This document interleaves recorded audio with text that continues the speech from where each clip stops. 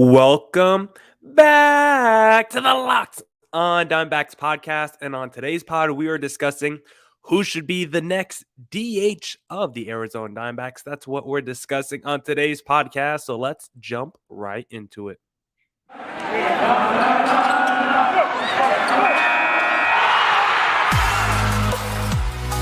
You are Locked on Diamondbacks, your daily Arizona Diamondbacks podcast. Part of the Locked On Podcast Network, your team every day.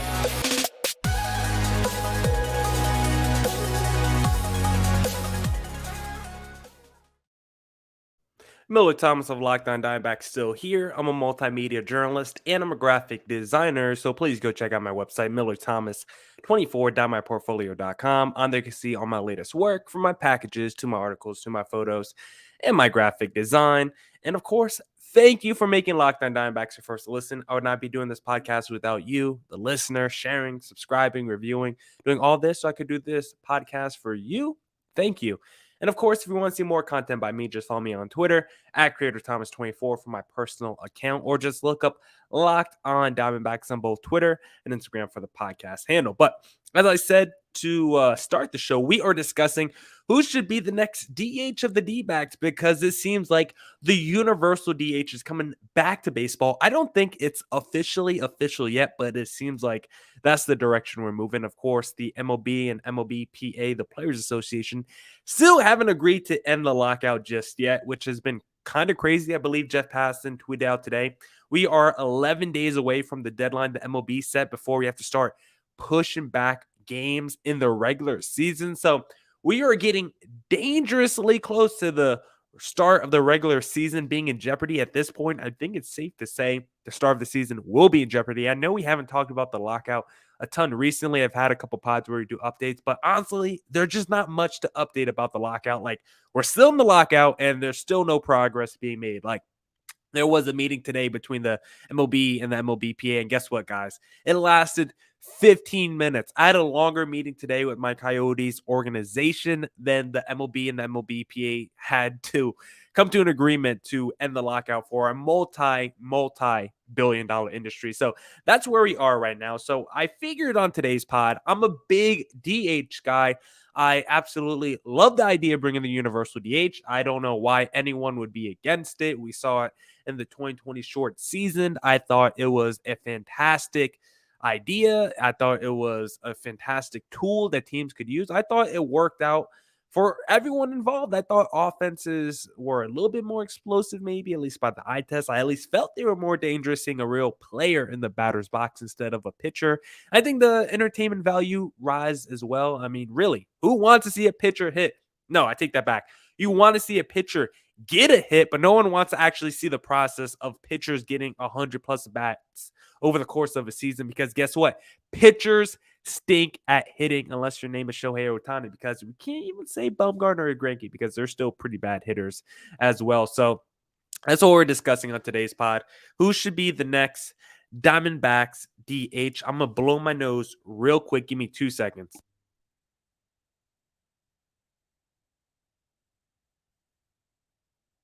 All right, I'm back. It is allergy season, so sometimes I have to blow my nose. Of course, I know you guys know the struggle, so I'm sorry for that. But we're discussing who should be the next DH of the D-backs. I saw some articles today saying how they're kind of disappointed in the universal DH coming back, how they're kind of sad, and it's going to make them lose a little interest in the game because of the strategy, yada, yada, the strategy of trying to decide, man, should I, in my one opportunity this game with the bases loaded and 2 outs, should I take my best pitcher out the game who's coming up to the plate?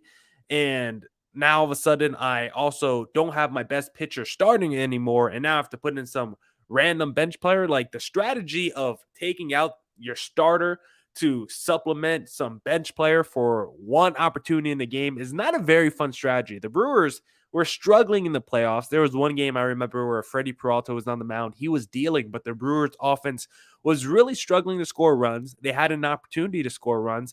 Freddie Peralta came up to the plate, and they had to decide, do we want to keep Freddie Peralta in, who is dealing, one of the best pitchers in baseball, or do you want to take him out for the hopes of increasing our odds by 5% by this bench player that we have that he might get a hit. And guess what? I think they took him out. I think they ended up not getting a hit. And now you didn't have Freddie Peralta in the game in a big playoff game as well. So the idea that that strategy is even fun for baseball is just not true. Like, why would I want to see a strategy that either takes out my starting pitcher who could be an ace for some random bench guy, or I think the strategy I would rather see is Big Papi in up at the plate and my starting pitcher having to duel him and figure out how to go around him in the lineup. I think there is just as much strategy trying to figure out how to pitch around Big Papi and, other elite DHs, Nelson Cruz, as opposed to, all right, am I taking Bumgarner out the game so I could put a bench player in to maybe score a run here? Or do I want to let Bumgarner swing the bat and hopefully he gets a hit so he can keep pitching? Like, that's not a very fun strategy. I think there's more fun strategy with actually having a position player consistently play DH for you. That's the way I lean. Anyone who leans the other way, they'll rather see a pitcher up at the plate trying to get a hit. There's so many non-competitive at-bats with pitchers where they just go up there and they don't even take the bat off their shoulder. They just stand up there. I've seen Taijuan Walker, a clip was circulating last week where he just stood up there at one plate appearance, didn't move the bat off his shoulder, took 3 straight strikes. He looked stiff as a board up there, standing up straight, vertical, no bend to the knees, and just struck out and didn't care because he's like, this is not my job. This is not what I do. This is not what I practice. I hope in the future we get more Otanis. I hope we get guys trying to pitch and trying to hit and do both. Like, we shouldn't have specialized athletes. I've done a lot of research about this over the years. Yes, I've done my own research. You can make the jokes about that if you want, but it actually is worse for your muscles over the years if you try to specialize in one sport. It's actually better to do multiple sports, get your muscles doing multiple different movements and activities. So hopefully Otani sets an example and sets a new way for youngsters that can both hit and pitch coming up. But that's enough of my anti-pitchers being allowed to hit or people who are anti-DH. Like, if you're anti-DH, like, I'm sorry, you are the reason why people aren't watching baseball. And you're one of the reasons why baseball isn't as fun as it can be, because you want to keep boring, non-fun traditions in the game. I thought I was going to have a better adjective than fun there, but it's just not as competitive or something along those lines. Whatever it is, whatever you want to say. Let's get more offense in the game. We can do that by putting a DH in the game. So let's get to the crux of the pod now, discussing who should be the DH for the Arizona Diamondbacks. And the first guy I wanted to discuss for today's pod, I was thinking, should I go out of order of the guys I have here? But I think I'm going to start off with a little Seth Beer action as my first candidate who could be DH for the D-backs. I'm going to tell you who I think should be the DH for the D-backs at the end of the pod. Right now, we're just going to lay out the cases for these players. So we're going to start with Seth Beer, and I think he has an incredible case to be the DH of the D-backs. One, big power bat. This guy, going back to the minor leagues, if you check his numbers in the minors, huge power, can hit 25-plus home runs, easily over 900 OPS. His career OPS in the minors is over 900, so this is someone that has shown a lot of power. Even on his brief stint on the major league level this past season, we got to see some power and home runs. So I think Seth Beer definitely has the potential to be an everyday DH, and if anything, he probably has the profile to do it. One, because he has the power, can be an RBI producer, like I just said, and two, he sucks defensively. I'm sorry, I actually haven't seen a lot of game tape by Seth Beer, I haven't seen a lot of defensive game tape by Seth Beer, but when I had Zach Buchanan on the pod, every time I bring a prospects host on the pod, they always tell me, this guy is not major league ready to play first base defensively. This guy, Seth Beer, if you remember the end of the season, he got hurt and had to miss the rest of the season, and he got hurt making his one defensive play at first base. Literally the first time the D-backs tried to put him at first base, he suffered a season-ending injury. So maybe defense really isn't his thing, but he seems to have the bat that can still he seems to have a bat that, even though he can't play defense, his bat should still be in the lineup because, again, back in the minor leagues, this guy not only has power, he usually hits for a pretty high average as well. So I want to see what this guy can do on the major league level with a full season of opportunity. I feel like he definitely has the upside to be a middle of the order bat. Now, I don't know if being a lefty you would think is a problem for him, because I was doing the math. There low-key could be a lot of lefties for the D-backs. You got Carson Kelly at catcher, who's a righty, Christian Walker, righty. But then second base, Ketel Marte switch hitter, so that's like a half lefty. Shortstop, no. But third base, if Rojas is there, yes. David Peralta, yes. If you have Pavin Smith in the outfield, yes. And if you have Dalton Varsho in the outfield, yes. That's already 5. With 5.5 in Ketel Marte, if you put Seth Beer, you can have 6, 7 guys batting lefty in your lineup. So would that be too much? I think it really depends who's on the mound. Of course, if there's a lefty on the mound, you're probably going with Jordan Luplow in the outfield instead of one of those lefty at bats. So I don't really think Seth Beer being a lefty would matter too much. And usually left-handed power bats look clean, smooth when they swing as well. And they usually have a pretty good career. So I like Seth Beer a lot. This is someone that we got back in the Zach Greinke trade. And I think it's time to finally see what kind of upside this guy has. I'm done waiting. I don't want to wait any longer. We've been having this guy in the minors for a couple seasons now, waiting in the wings. I think this guy's ready. He's been crushing at the minor league level. So let's get him a full season of opportunity as a DH, potentially. Now, I got 4 more guys I want to discuss who could be the DH of the Arizona Diamondbacks. But first, I want to talk to you guys about Built Bar because this episode is brought to you by Built Bar. This is the time of year that I've pretty much given up on all my New Year's resolutions. But not this year. I'm sticking to my resolution to eat right thanks to Built Bar. Have you ever tried the Puffs? If you haven't, you're missing out on one of Built Bar's best tasting bars. Puffs are a fan favorite with some incredible flavors. Yummy cinnamon, churro, coconut, marshmallow, banana cream pie. They are so good. And like all the Built Bars, they are covered in 100% chocolate. They're soft, they're easy to chew, and what makes the Built Bar the greatest protein bar out there? It's low calorie, it's low sugar, it's high protein, it's high fiber, it's great for that keto diet. It's like you're eating a candy bar, but you're actually eating something healthy. If you want to get your own Built Bar, just go to Built.com. Use promo code LOCK15 for 15% off your next order. Promo code LOCK15 for 15% off at Built.com. All right. Let's get back into the podcast. Almost sound like who is it? Sylvester the cat? Put that. Let's get back into the podcast and let's discuss the DH for the D-backs. And next up on my list, I have Pavin Smith here. I know you guys know who Pavin Smith is because I believe he was the first pick made during the Mike Hazen era, 6'2", 208. Came in as a first baseman, kind of got moved around in the outfield last season because, of course, we had Christian Walker, and Pavin wasn't quite ready defensively, I guess, for first base, but I don't think he was quite ready yet for defense in the outfield, even though I thought there was times and moments where he made some plays out there. Overall, the numbers tell you Pavin Smith should not be a defensive outfielder, which makes a lot of sense. So, like Seth Beer, Pavin Smith might not be too good defensively. So what does that mean? It means maybe he should be a candidate. Maybe it means he's the perfect candidate to be the DH of the D-backs because there are, of course, obvious flaws in Pavin Smith's offensive game. He's not going to hit for high power like Seth Beer. He's probably not going to be a major RBI producer like Seth Beer could potentially be, but what Pavin Smith does do good is he's a great contact hitter. I know that doesn't seem like the most important trait, but this is a guy who was second on the D-backs according to Fangraphs in contact percentage. This is someone that is not going to just go up there and have a bad plate appearance. He's always going to make good contact. Yeah, he might struck out over 100 times last year, but he's not going to have bad plate appearances. He knows what's a strike. It just depends if he makes contact on that pitch, and over 90% of the time, I believe he does make contact. Maybe it's over 80%, whatever it is. It was second on the team this past season. So I like the fact that he's a good contact hitter, can hit for a decent average, and he actually showed some gap power last season. It wasn't a tremendous power, but he had his 11 home runs.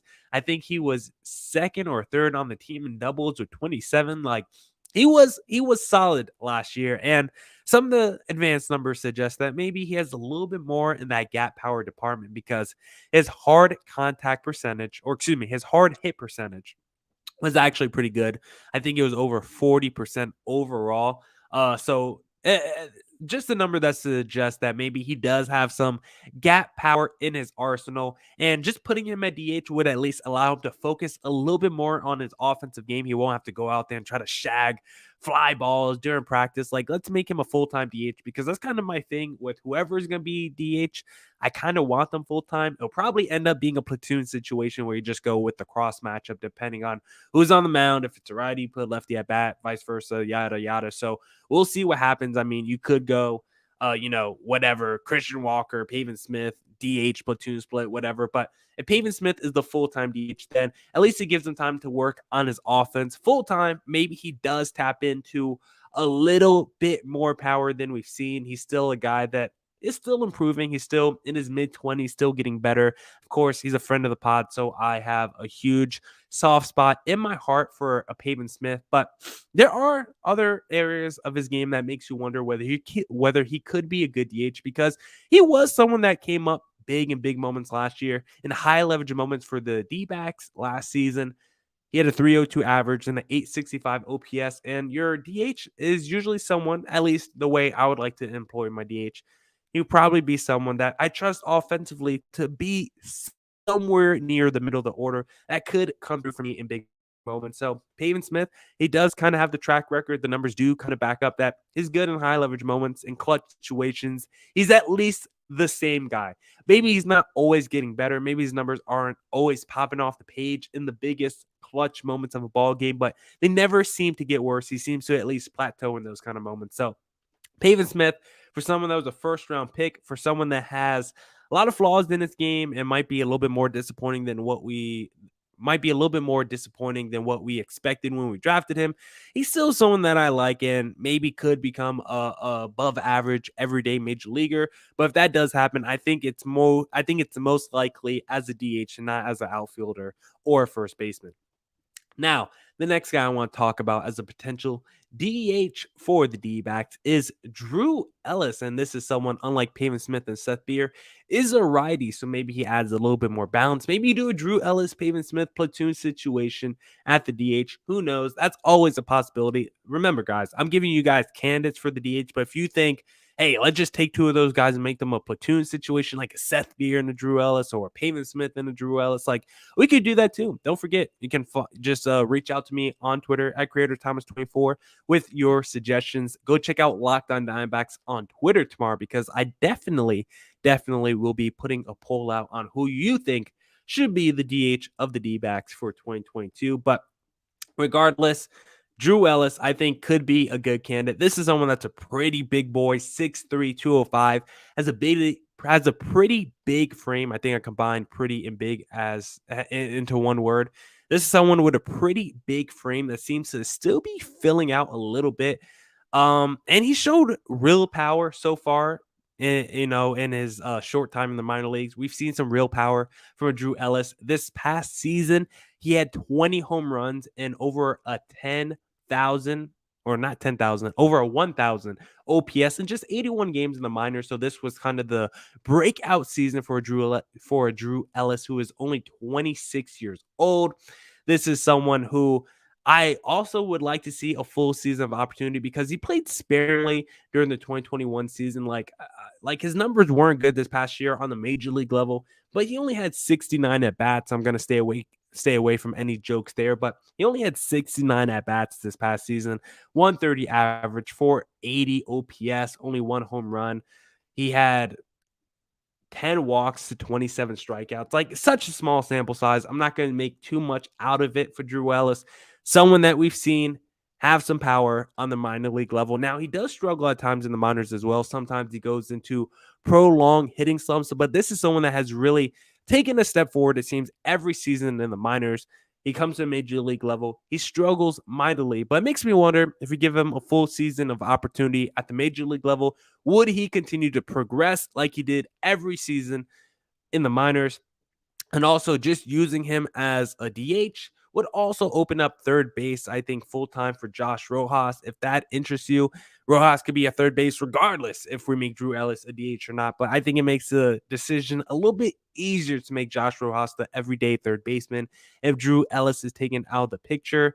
And maybe if Drew Ellis does end up becoming a pretty good DH, maybe it makes someone like a Christian Walker or a Seth Beer more expendable if you feel like you have a potential first baseman in a Drew Ellis, or maybe you feel like, hey, we could put Drew Ellis at first base, or maybe Seth Beer at first base, because now we see that Drew Ellis has the production, or can at least match the production of a Christian Walker. Now they're kind of redundant in the lineup. Maybe you feel like Drew Ellis makes Seth Beer or Christian Walker redundant and expendable. I'm not saying that will be true.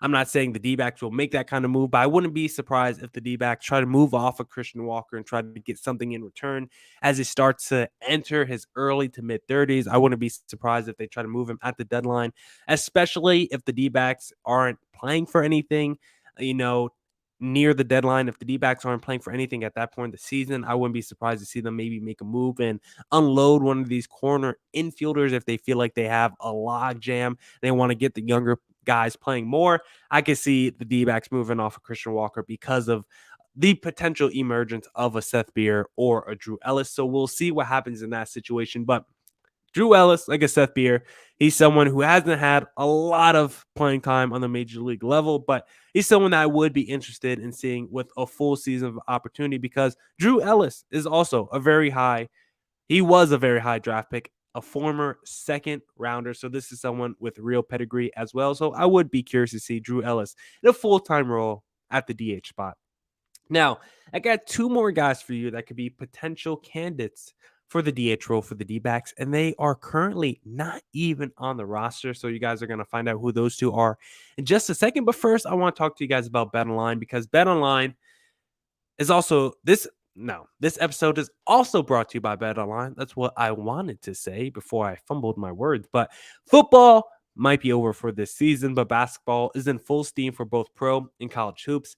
From all the latest odds, totals, player performance props to where the next fire coach is going to land, BetOnline.net is the number one spot for all your sports betting needs. BetOnline remains the best spot for all your sports scores, podcasts, and news this season. And it's not just basketball. BetOnline.net is your source for hockey, boxing, and UFC odds, right to the Olympic coverage and information. Head to the website today or use your mobile device to learn more about the trends and actions. BetOnline, where the game starts. All right. Let's get back into the podcast and let's discuss the next two guys on my list, because they are very similar in terms of their production, in terms of how they get it. They are both also free agents currently available on the market. Hopefully the D-backs could land one of these two guys post lockout. But the first guy I want to discuss is Joc Peterson, former LA Dodger, coming off a World Series win with the ATL Braves. And Joc Peterson is someone with big time power, and he can give you that Eduardo Escobar-esque production in terms of how he gets his power and his numbers. He's also a lefty, which can be a good or bad thing depending on how the D-backs deploy their lineup. Big time power, as I mentioned, and he's just someone that I don't think would be too expensive. Even though he's coming off the World Series, I feel like he's not going to be worth more than like a $10 million contract annually, at least. Like, I can't see someone paying him more than $10 million. I don't think he's that good. He's someone that hasn't been an all-star since 2015, I believe. So it's been a minute since we've seen the best of Joc Peterson, but he's still pretty good and still pretty productive, and he's not very old. He's 29 years old right now, so he still should be in the prime of his career. And he's also someone that the D-backs need in terms of playoff experience. They have, a couple of veterans on this roster. They have a Madison Bumgarner playoff experience, but they don't have a lot of Madison Bumgarner. They don't have a lot of Madison Bumgarners. They don't have a lot of guys on this roster you can say, hey, that dude's been in wars. He's been in the trenches. And he knows what it takes to win a big game. Madison Bumgarner knows what it means, but there's not a lot of guys on this roster that knows what it means. So it's always nice to add some more veteran playoff experience guys onto the team if you can. This is someone that has been extremely clutch in big situations. Specifically last year, Joc Peterson was dominant when it came to runners in scoring position. 284 average and an 827 OPS with runners in scoring position. High leverage moments last year, Joc Peterson was also phenomenal. 333 average and a 948 OPS in high leverage moments. This is someone that I think is a good character guy. He seems to be a good locker room guy. Everyone says that you're going to have fun rooting for him when you acquire a Joc Peterson.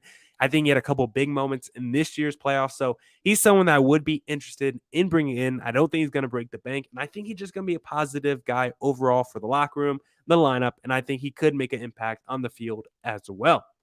Now, the final guy I want to discuss is someone that puts up very similar numbers to a Jock Peterson.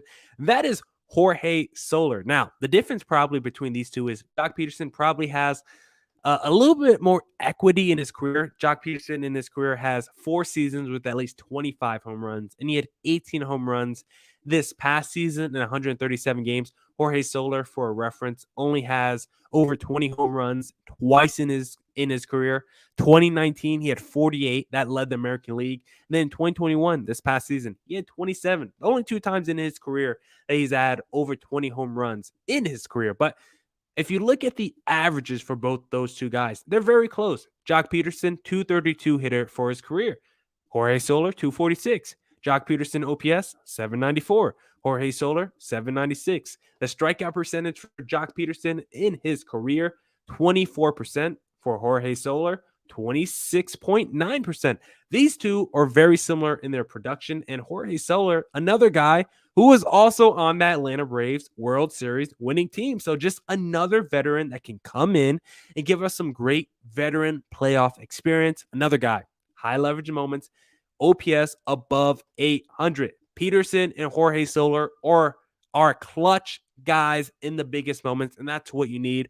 Someone like David Peralta, Ketel Marte, they were really clutch for the D-backs last season, but a lot of the other guys, they weren't coming through in late game situations, in high leverage moments. A lot of the D-backs players weren't coming through last season, the last couple of seasons, really, if we go back to the 2020 shortened season. So adding a Jorge Soler or a Jock Peterson could be a pretty great value for the D-backs. Soler is also a guy who I don't think will break the bank. I think he could potentially get less than Jock Peterson because I think Peterson, like I said before, has shown a little bit more in his career than a Jorge Soler. They're both the same age as well. The hard contact numbers are off the chain for Jorge Soler, so we know he's going to be bringing power, something the D-backs don't have to their lineup. And Jorge Soler is just someone that I think has been a little underrated at certain points of his career. I guess really the last 3 years, I think he's been a little underrated. That's why I think it was such a good move by the Braves to pick him up because he was struggling big time in the first half with the Royals this season, 192 average, 658 OPS. But then when he was acquired by the Braves, 269 average and 882 OPS. So a change of scenery can do a lot for Jorge Soler. And hopefully he continues what he did this past season in the second half of the year, at least with the D-backs if they were to acquire him. So I like Soler and I like Jock Peterson. I think those are 2 really good free agents the D-backs should consider if they're looking at potential additions to their team to be the next Diamondbacks DH. Now that's it for this edition of the Locked On Diamondbacks podcast. Thank you to everyone who tuned in today. That's it for this week's podcast. It is Friday, so go back and catch up on any pods you might have missed this past week. I believe we had a crossover with Paul Holden of Locked On Rockies on Monday. I talked about who has the best championship cores in the NL Central on Wednesday, so go check out those 2 pods. Of course, thank you for making Locked On Diamondbacks your first listen every day. I would not be doing this podcast without you. It's free and available on all platforms, so please continue to tell your friends. As always, come back next week for more Diamondbacks news coverage and insight. Go make your second listen of the day Locked On Bets with your boy Q and handicapping expert Lee Sterling if you want to put some extra money in your pocket. And of course, as always, stay safe and stay healthy.